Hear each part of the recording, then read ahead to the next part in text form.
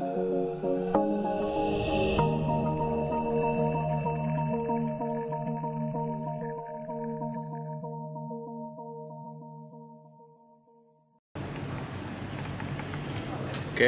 kita langsung mulai aja ya. Selamat siang. Kita bertemu lagi di pertemuan terakhir sebelum kisi-kisi ya. Jadi minggu depan kita ada kisi-kisi UAS Senjekstra. Jadi mohon kedatangannya. Nah, pertemuan hari ini pertemuan 14, saya akan bahas algoritma pada sistem rekomendasi. Jadi kurang lebih nanti di semester 7 kalau kita bertemu, nanti akan saya ajarkan cara bikin aplikasi pemesanan makanan ya, dengan menggunakan Android. Nah, yang di sini algoritma yang sistem rekomendasi ini bisa diterapkan pada makanan tadi. Jadi makanan yang kurang lebih bakal disukai oleh pembeli, bakal disarankan. Ada step by stepnya. Nah, sebenarnya materi pertemuan ini berdasarkan penelitian saya yang 2020 ya, iseng-iseng gitu. Karena keterbatasan waktu, kemudian saya akan bikin yang kolaboratif filtering. Adapun kolaboratif filtering itu disarankan untuk rekomendasikan produk yang tidak berulang kali dibeli atau dinikmati oleh pengguna. Misalnya film, novel, buku, dan sebagainya. Yang sekali tonton lah. Kalau sering makan misalkan capcay goreng kayak gitu, sebenarnya tidak direkomendasikan ya. Karena dia tidak akan merekomendasikan item yang sudah pernah dipesan oleh pembeli tersebut. Kemudian, dia memungkinkan pencarian produk jadi lebih cepat dan mudah dengan mendapatkan produk yang barangkali disukai pelanggan. Maksudnya gimana? Kalau kalian kayak Shopee ya, kalian ada beli misalkan buku A. Kemudian nantinya lama-lama disarankan buku B, C, D, E, F yang kurang lebih kalian mungkin sukai. Kalau kalian beli bukunya buku A, tapi ditawarkan game, enggak ya. Tapi kalau kalian pernah beli buku, disarankannya buku. Nah, sistem rekomendasi selama ini umumnya hanya menggunakan metode tunggal, yaitu a priori, content based filtering, atau collaborative filtering. Itu yang asal muasal saya melakukan penelitian yang gabungin. Kemudian ini masih bahas yang penelitian tadi ya. Di penelitian tadi itu saya gabungin mereka ini. Kekurangannya kalau hanya pakai secara tunggal itu akurasinya rendah. Oke, saya lanjut aja. Ini ada materinya lagi ya. Ada a priori, ada namanya a priori. A priori butuh data transaksi yang pernah dilaksanakan pelanggan dalam menentukan rekomendasi.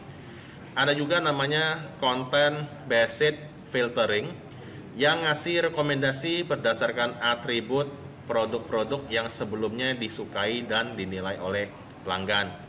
Dan ketiga, collaborative filtering yang tergantung dari perhitungan rating dan jumlah pembelian oleh pelanggan lainnya.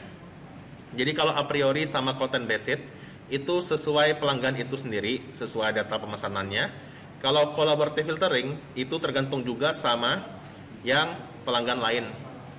Jadi kalau pelanggan lain sukanya nonton Doraemon, Shinchan, Conan, kalian kebetulan sukanya Doraemon sama Shinchan juga, nanti direkomendasikannya Conan ya. Oke, kita lanjut. Bentar ya. Oke, lanjut ya.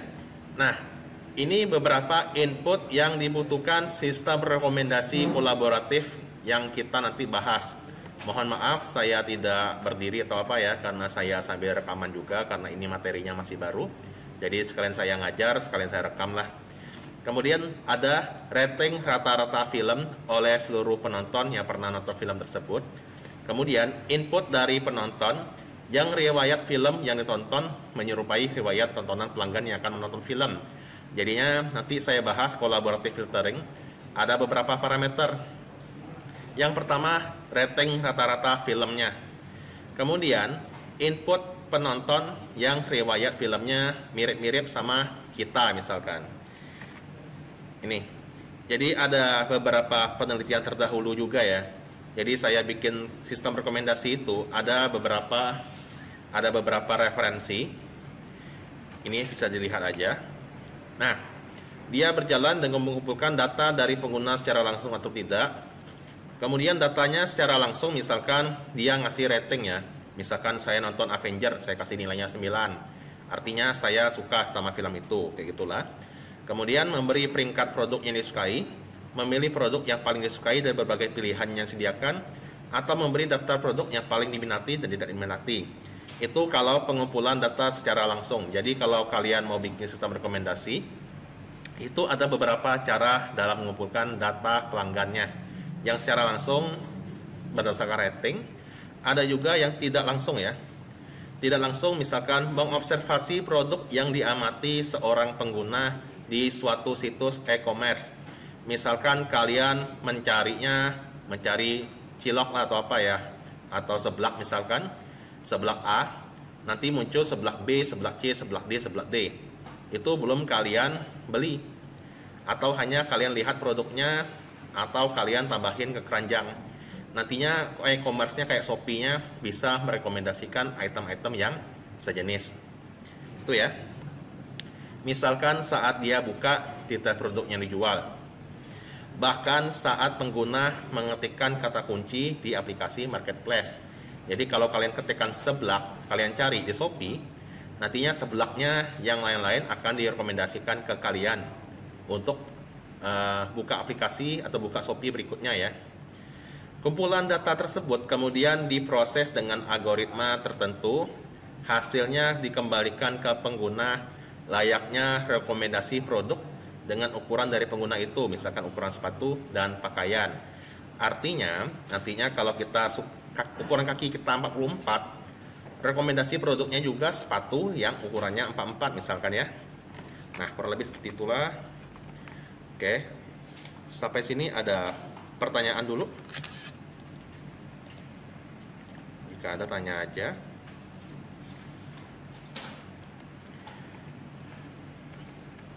Ada nggak? Masih belum ya? Ya udahlah, kita lanjut. Nah, ini contoh penerapannya ya. Jadi metode collaborative filtering itu rekomendasikan atau menyarankan produk ke pelanggan berdasarkan kolaborasi. Itulah kenapa namanya kolaboratif, dari beberapa pengguna yang mirip. Jadi ini contoh penelitian terdahulu sebelum saya bikin materi ini, sebelum saya teliti ya. Dia ada merekomendasikan tempat wisata dengan faktornya lokasi, aktivitas, preferensi, dan minat pengguna dalam merekomendasikan lokasi baru untuk dikunjungi ke pengguna. Jadi ada banyak profesinya, segala macam lah. Ini juga yang Yanti 2013, dia ada ngasih collaborative filtering berdasarkan ratingnya sama kah Nearest Neckboard. Ada juga Susanto ngasih item kolaboratif untuk pakaian. Jadi ada pakaian, ada makanan, ada tempat wisata, banyaklah objeknya ya. Bukan hanya makanan aja, tapi bisa film, bisa komik, bisa buku, bisa game, segala macam. Kemudian kayak inilah kerangka konsepnya, karena yang ini akan lebih mudah dipahamin ya. Jadi ada pengguna menggunakan smartphone, nanti dia terhubung sama web server. Ada juga web server itu terhubung sama database server. Udah paham ya maksudnya web server ya? Web server itu seperti SAMPP yang Apache itu ya, yang kayak localhost garis miring htdoc itu. Database servernya ya MySQL lah, ya kayak PHP MyAdmin. Kemudian pengguna yang terhubung dengan server web itu akan diproses rekomendasinya. Kalau penelitian saya kemarin ada a priorinya berdasarkan wishlist atau favorit ya. Karena kebetulan yang saya nggak pakai keranjang belanja, saya pakainya wishlist. Kemudian ada riwayat pembeliannya juga. Kemudian yang kolaboratif itu menggunakan algoritma adjust, quotient, similarity. Ada juga namanya weighted sum. Dua algoritma itu digabungkan jadilah collaborative filtering. Diproses, kemudian direkomendasikan menggunakan dua algoritma yang tadi, ada content based sama kolaboratif. Dibagi dua skornya. Jadi ini penelitian saya, tapi perkuliahan ini saya kasihnya yang kolaboratif aja ya. Karena kebetulan yang content based-nya agak rumit dan kebetulan kemarin itu belum selesai. Yang udah sempurna selesainya itu yang kolaboratif. Oke, selanjut. Ini bisa dibaca lagi. Ini sama seperti yang saya jelaskan tadi. Nah, ada dua ya. Metode collaborative filtering itu ada dua. Yang satunya adjust quotient similarity tadi untuk ngitung kemiripan antar hidangan. Ada juga algoritma Wexam menghitung prediksi rating yang akan diberikan pengguna tersebut terhadap suatu hidangan. Jadi kalau saya udah nonton Avenger, udah nonton film Mermaid Man, nantinya komputernya bisa tahu kurang lebih saya kasih skor untuk film apa, misalkan film Iron Man berapa gitu ya. Yang content based filtering yang saya bikin di penelitian saya itu menggunakan a priori. Tapi bedanya dia berdasarkan kategori sama rentang harga. Jadi ada misalkan mahasiswa belinya Indomie 15.000, 20.000. Ada juga anak orang kaya misalkan belinya steak ya 70.000, 100.000. Nah, itu akan berbeda. Jadi kalau yang mahasiswa, yang Indomie disarankannya yang murah-murah. Kalau anak orang kaya yang disarankannya yang mahal-mahal. Misalkan steak emas, ada apa ya, ada T-bone atau apa. Kemudian data yang digunakan oleh metode collaborative filtering adalah rating yang diberi pengguna tersebut dan pengguna lain pada hidangan yang ada. Jadi fokus di pertemuan ini saya akan ajarkan yang collaborative filtering. Kemudian yang content based tadi itu sesuai kategori sama rentangnya. Jadi saya penelitian sebelumnya ada bikin kategorinya, ada snack, makanan utama, ada minuman. Kemudian ada rentang harganya, misalkan di bawah 15.000 sampai 30.000, ada di atas 30.000, dan riwayat pemesanan pengguna tersebut, serta yang ada di wishlist. Oke, ini saya lanjut dulu lah, masih banyak teorinya ya. Nanti ada contoh codingnya. Kemudian, kerangka konsepnya, kedua algoritma ini dirata-ratain, dan hidangan dengan bobotnya paling tinggi akan direkomendasikan kepada pengguna. Jadi hidangan yang paling besar skor rekomendasinya itu kemungkinan besar disukai oleh pelanggan menurut komputer. Jadi itulah yang direkomendasikan. Itu kurang lebih algoritma yang saya rekomendasikan itu ya. Algoritma sistem rekomendasi yang saya bikin penelitian. Karena kebetulan prodi juga minta penelitian yang kami lakukan itu diterapkan di perkuliahan. Nah, oke. Sampai sini masih ada pertanyaan atau enggak? Nanti kita ketik bareng-bareng ya.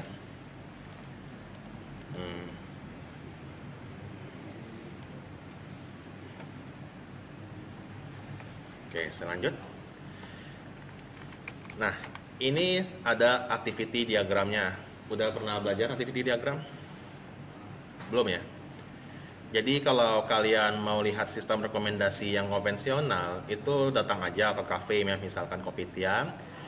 Nanti ada pramusaji atau waiter, dia nyambut pelanggannya, ngarahin ke meja kosong. Kemudian dia kasih menu-menunya. Nah, pelanggan itu kemudian dia meriksa hidangan-hidangan yang ada. Kemudian dia akan kasih rekomendasi hidangan sesuai kesukaan pengguna lah. Kemudian dia akan rekomendasikan hidangan populer menurut faktor tertentu. Jadi kalau kalian ada pelayan, misalkan kalian suka yang pedas-pedas, ditawarinnya ayam geprek misalkannya. Atau misalkan kalian sukanya masakan Jepang, ditawarinnya sushi segala macam. Nah, kemudian pelanggannya bisa setuju atau enggak setuju. Kalau enggak setuju, dia bisa nyari hidangan lagi, nanya lagi. Kalau setuju, dia mesen hidangan yang direkomendasikan oleh waiter. Itu yang konvensional alias tidak pakai komputer. Kemudian ada juga use case diagram. Use case diagram itu kurang lebih apa aja sih fitur-fitur dari aplikasinya.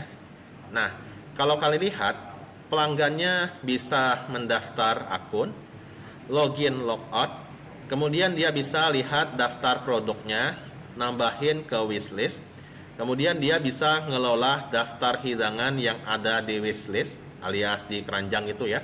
Kemudian dia bisa juga ngasih rating sekaligus melakukan pemesanan.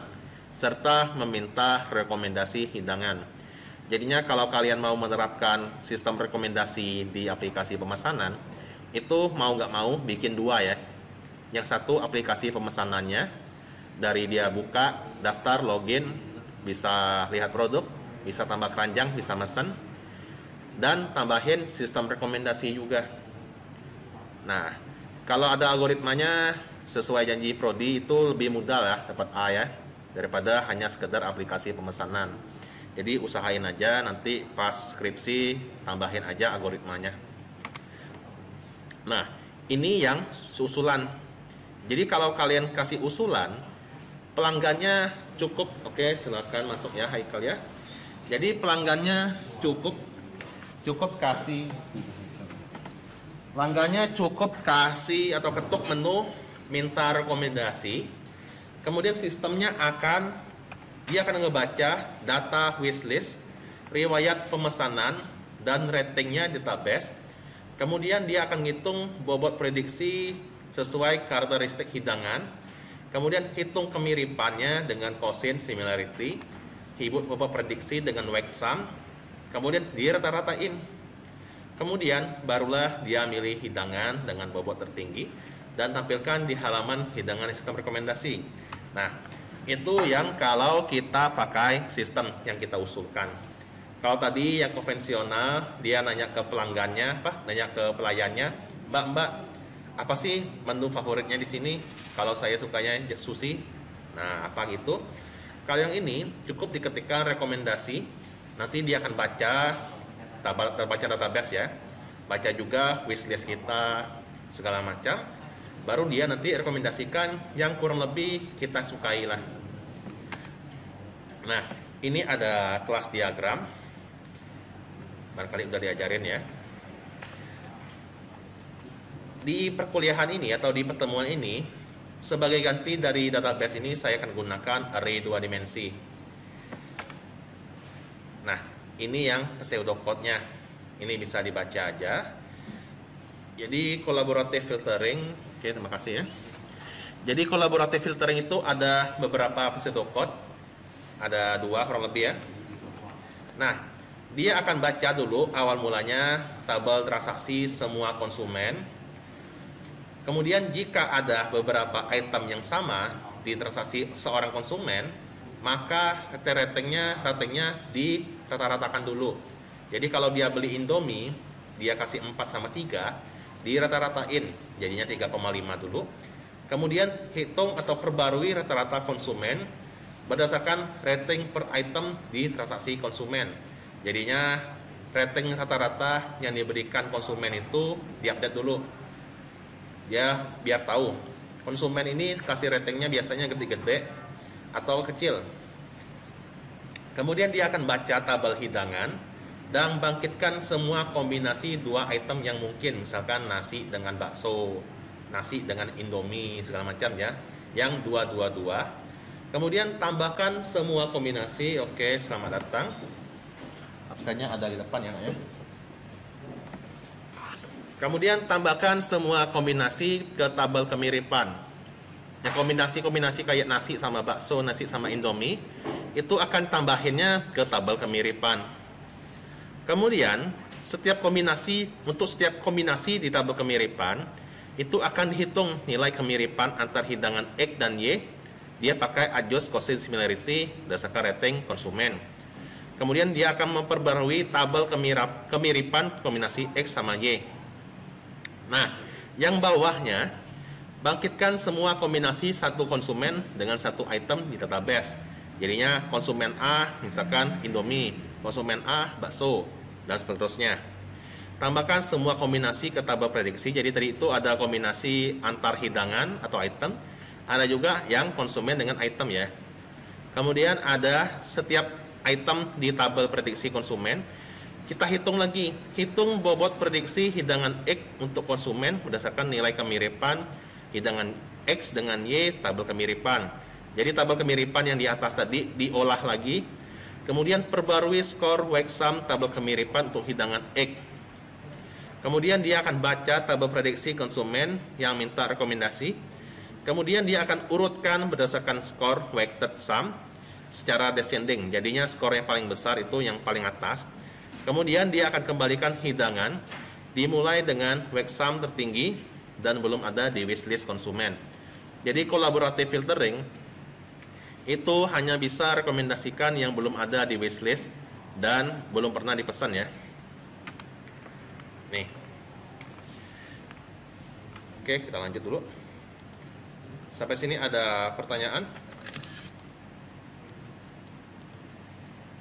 Nanti di codingannya lebih paham ya. Kalau teorinya mungkin agak sedikit membingungkan.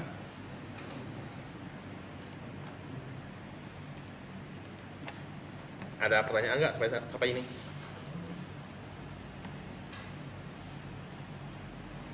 Belum? Tidak, Pak. Ya udahlah. Kalau belum saya lanjut ya. Nah, kemudian collaborative filtering itu cara kerjanya gimana sih? Jadi data rating setiap penonton yang telah kasih rating ke film dibutuhkan agar sistemnya bisa rekomendasikan film ya. Dari data rating itu, kemudian kita hitung nilai kemiripannya menggunakan algoritma adjust quotient similarity dan melakukan bobot perhitungan prediksi menggunakan algoritma wax sum. Jadinya antara film 1 sama film 2, dia nanti bisa ngecek kemiripannya. Misalkan 10 orang suka film Avenger-nya, kemudian ada film Rafathar orangnya nggak suka semua. Apa artinya kesimpulannya? Itu akan diproses. Kemudian tahapan perhitungannya kayak gini. Yang pertama-tama ada pemberian rating. Ini data sampelnya saya dapat dari jurnal juga.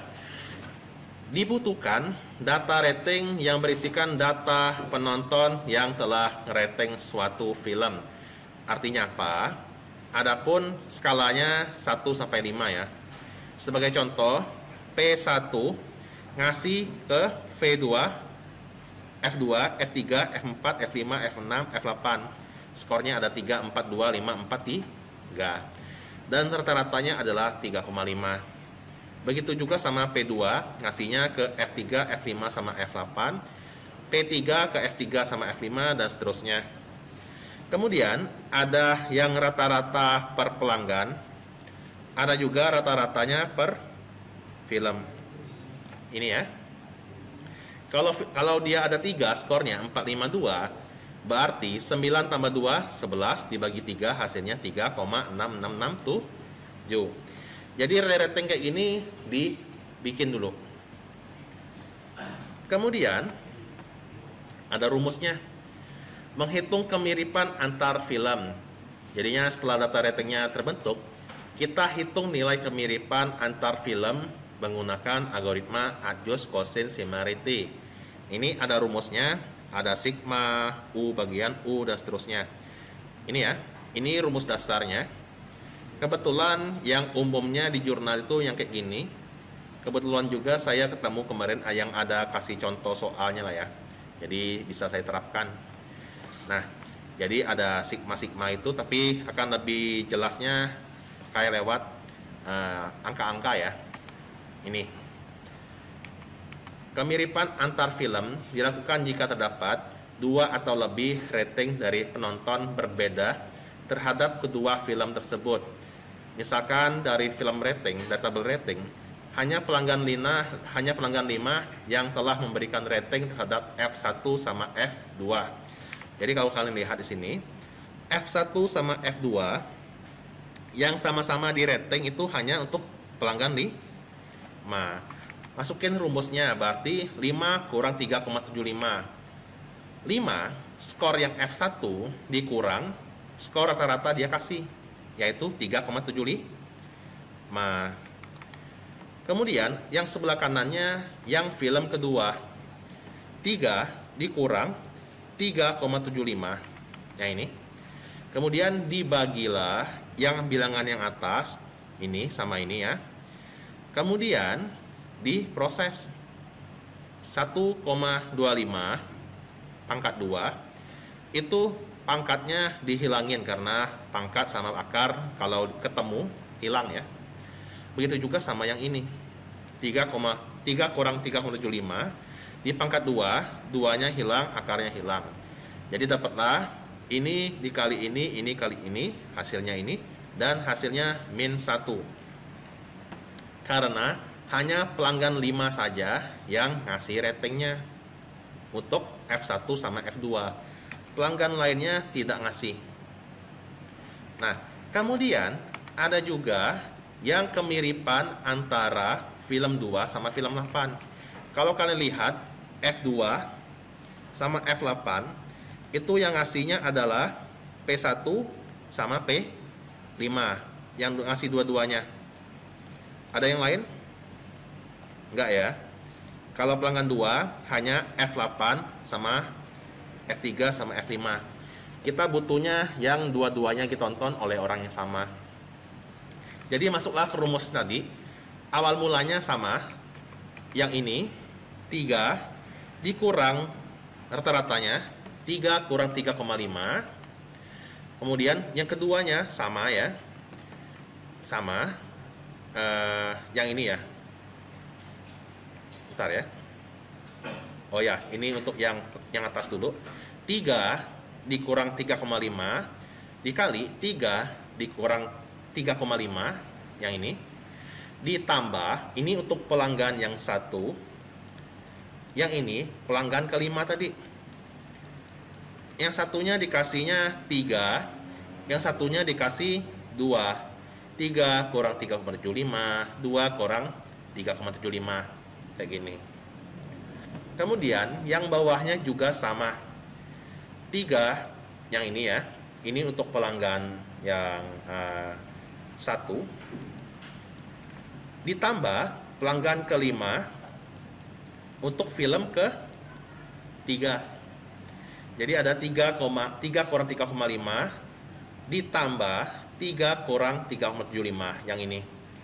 Yang ini sama ini dikurang dapatlah ini.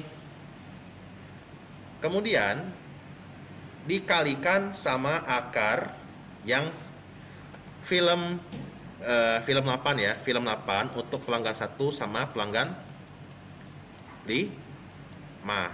Ini untuk yang F8, yang ini yang F3.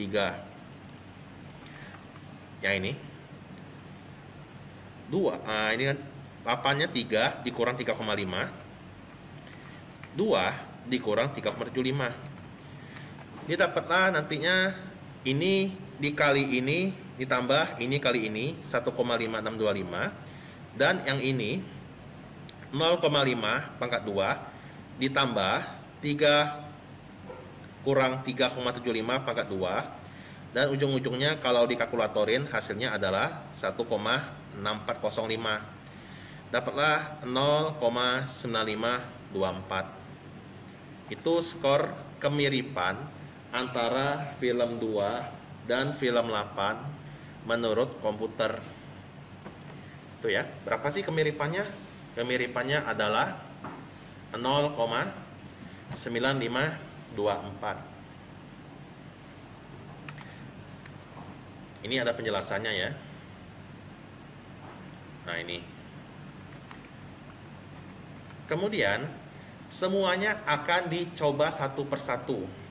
Jadinya yang ini udah dapat tadi kemiripan antara 2 sama 8 0,9528. Ini 2 sama 8 0,9524. Kita akan hitung semua satu persatu. Dari yang ini sampai ini sampai ini. Itu ya.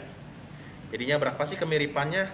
Dia akan hitung satu dari 1,2 yang ini min 1 sama 3 dan seterusnya. Kenapa nilainya 0? Karena tidak ada satupun tabel ini, data tabel ini yang F1 sama F3-nya di rating secara bersamaan. Itulah kenapa nilainya 0. Itu ya. Kalau F2 dia dibeli sama semuanya ya. Ya. Nah, itu ada. Nah, jadi tadi similarity-nya dirangkum ke dalam satu tabel lagi. Namanya tabel kemiripan antar film. Jadinya kalau kita sudah bisa bikin sekali, angka-angka yang lainnya juga akan otomatis terisi ya. Jadi kita nggak perlu sebenarnya ngitung secara manual kayak gini. Ini hanya pembuktiannya aja. Yang komputernya nanti yang nentuin. Udah benar belum sih? Nah, kita ngetesnya atau cross checknya, kita cek hitung manual yang kemiripan 2,8 dengan yang dihasilkan oleh komputer. Sama nggak skornya? Kalau sama berarti mirip, berarti udah benar. Kalau beda berarti ada yang perlu diperbaiki. Itu ya. Nah, sampai sini ada pertanyaan? Kalau ada tanya aja.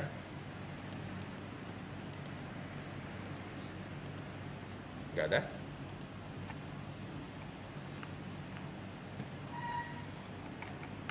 Ya udahlah, kita lanjut dulu. Jadi setelah tabel yang ini selesai, kita akan melakukan atau menghitung bobot prediksi. Ada apa, Nak? Ada apa?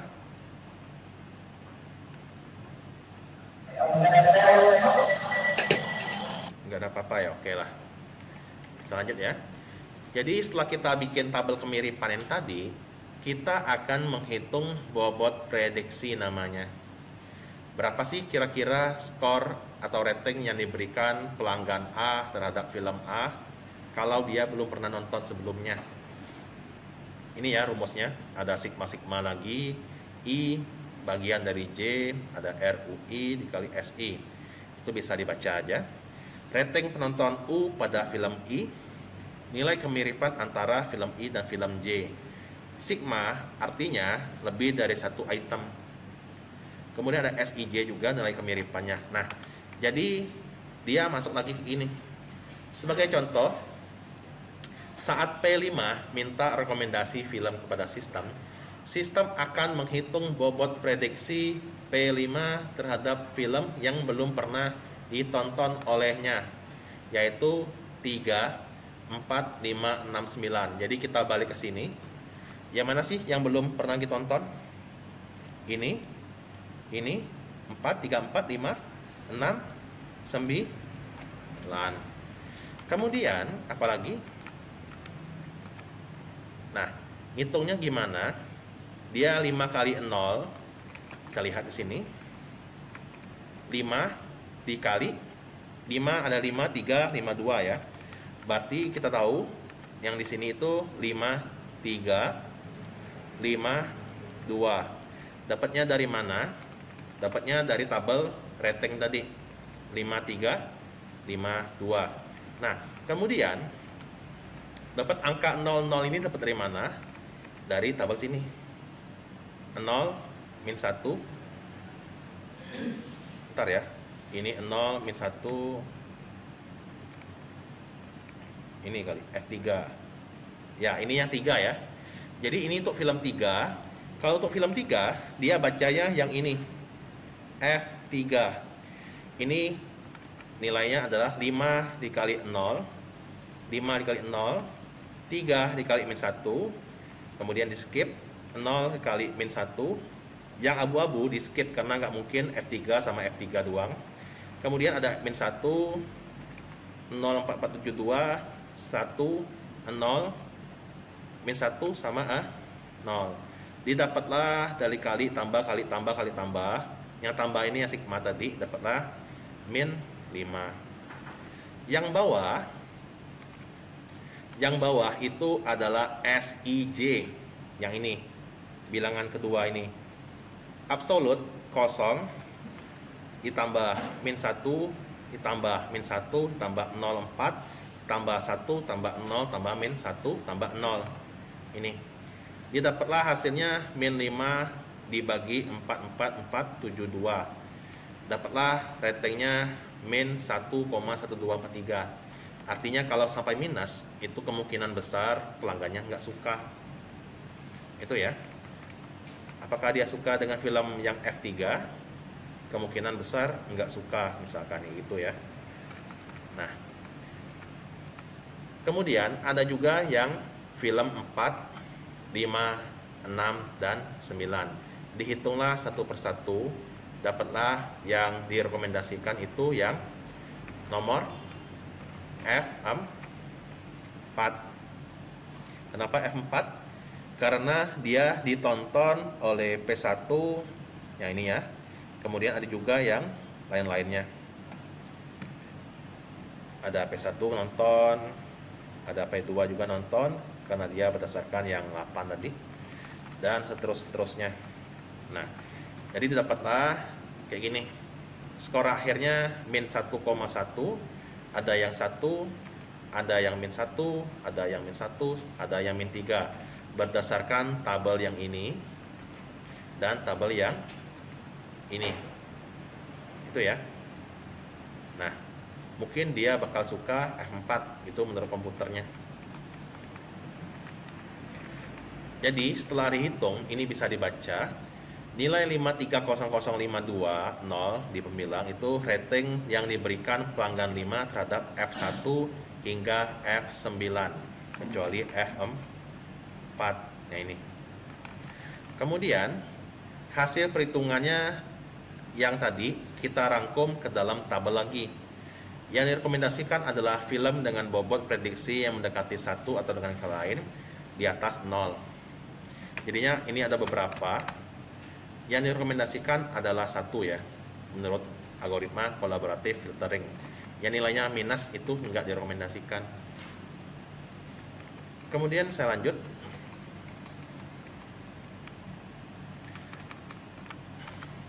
Nah, yang tabel tadi dirangkumlah ke dalamnya kayak ini.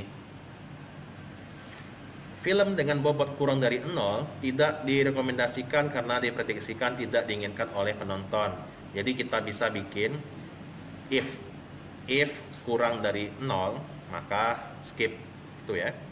Nah,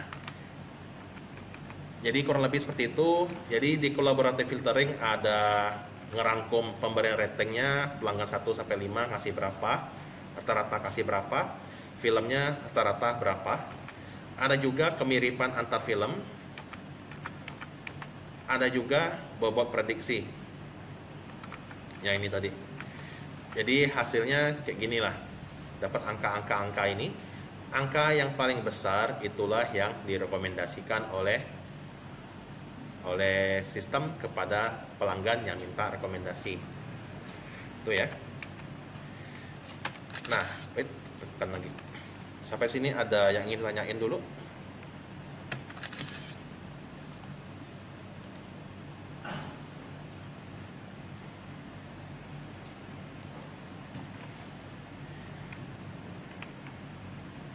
Belum? Kalau belum saya lanjut ya.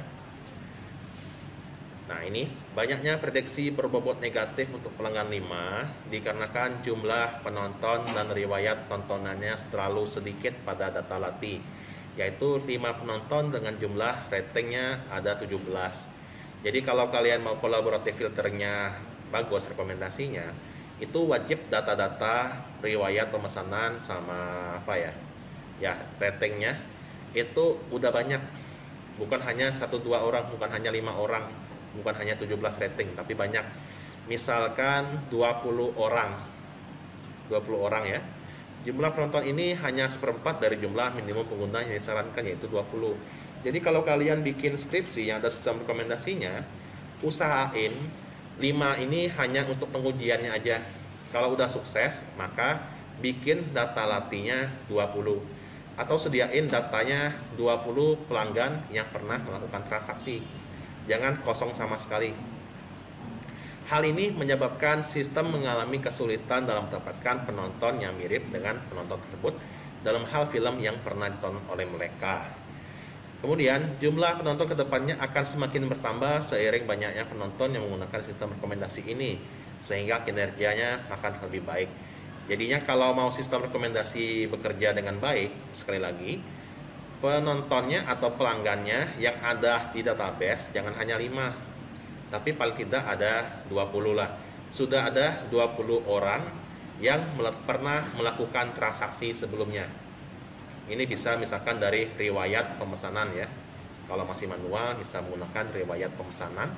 Nanti ada 20 orang, A sampai A, B, C, D itu sampai 20. Si A beli apa aja, si B beli apa aja, si C beli apa aja. Barulah nanti sistem rekomendasinya akan lebih bagus. Itu ya. Nah, pada metode collaborative filtering, film baru atau belum pernah ditonton oleh seorang penonton dapat direkomendasikan kepada penonton tersebut. Apakah semua film baru direkomendasikan? Tidak ya. Tidak. Hanya film baru yang selama ini dia mirip-mirip sama yang film ditonton. Misalkan saya sukanya Iron Man, Avengers segala macam. Kalau munculnya Spider-Man, nanti itu yang direkomendasikan karena genrenya sama-sama action dan saya udah pernah nonton film-film kayak gitu sebelumnya. Kalau saya nontonnya yang tadi Iron Man, Avengers, Spider-Man, yang direkomendasikannya misalkan filmnya film horor, sedangkan saya yang nggak suka film horor, yang itu artinya sistem rekomendasinya kurang bagus. Itu ya. Hal ini memungkinkan selama penonton lain yang pola pemberian ratingnya mirip dengan penonton itu telah memberikan rating terhadap film baru tersebut. Artinya, kalau collaborative filtering ada film dan orangnya belum pernah nonton film itu, yang lainnya itu nggak direkomendasikan. Jadi dia mengandalkan pelanggan lain nonton duluan dan ngasih rating. Itu ya. Nah, ini ada keterbatasannya juga. Algoritma Wexam pada collaborative filtering, dia butuh rating pelanggan dalam menghitung bobot prediksi. Sehingga dia sistemnya nggak bisa ngasih rekomendasi ke pelanggan baru karena bobot prediksinya nilainya 0. Jadi pas penelitian ini saya lakukan, ini bisa kita atasin ya untuk sementara dengan kasih sistem yang ngitung atau sistem yang ngasih rekomendasi berdasarkan rating rata-rata dari seluruh penonton untuk setiap film yang dikalikan dengan 2 dan kemudian dibagi dengan 10 karena maksimalnya 1 koma ya. Jadi kalau ada 10 film, 7 film atau 7 filmnya ratingnya bagus, itulah yang ditampilkan kepada pelanggan. Kalau ratingnya jelek, itu tidak rekomendasikan. Karena pelanggan baru ini kita nggak tahu ya, orangnya baik nggak, orangnya nontonnya apa, sukanya apa. Nah, kayak gini contohnya. Misalkan ada pelanggan 6 terhadap F3 452, itu skor dari pelanggan sebelumnya, itu kita bagi 3, dibagi 10 dikali 2, dapatlah skornya 0,73334. Tapi yang direkomendasikan minimum 3,0. Jadinya kalau ratingnya 2, itu tidak rekomendasikan karena dianggap filmnya jelek. Itu ya, kalau mau rekomendasi yang untuk pelanggan baru. Namun solusi ini kurang efektif karena penonton mungkin berbeda ya dengan sebagian penonton lainnya. Karena misalkan ada penonton yang sukanya filmnya cinta-cintaan, kemudian kita rekomendasikan filmnya film action, mungkin dia kurang suka. Itu ya. Oke, sampai sini ada pertanyaan lagi?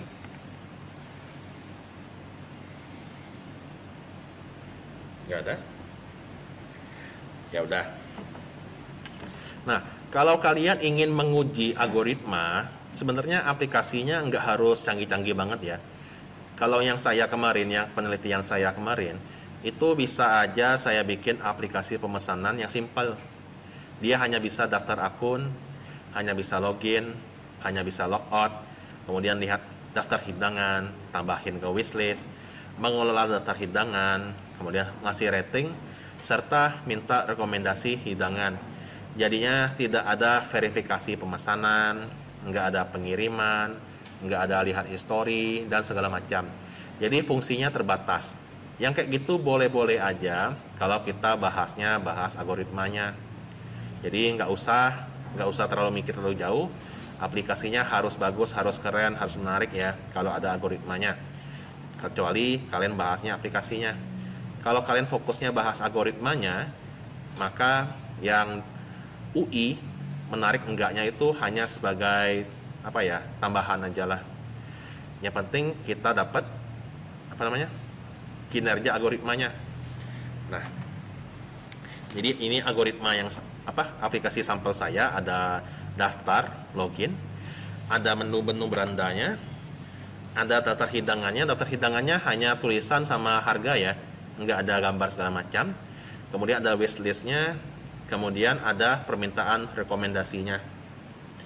Kalau saya mintanya, saya munculkan kopi susu misalkan kayak gitu. Nah, ini ada apa ya? Oh ya, ini ada penjelasannya. Ini bisa saya skip aja ya.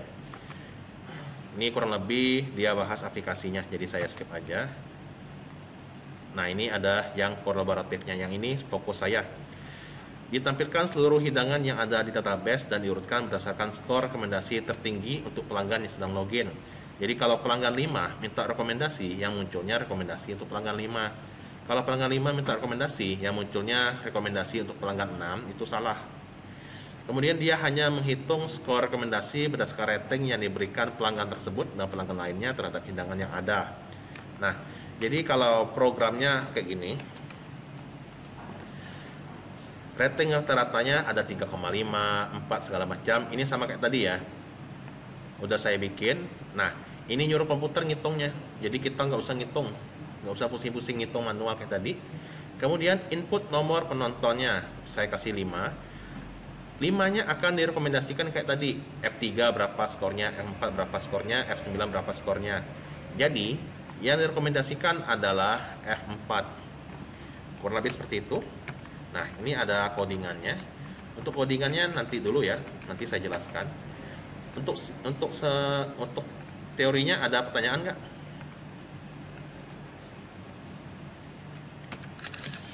Untuk teori ada pertanyaan? Kalau nggak ada, ntar ya. Saya pause dulu.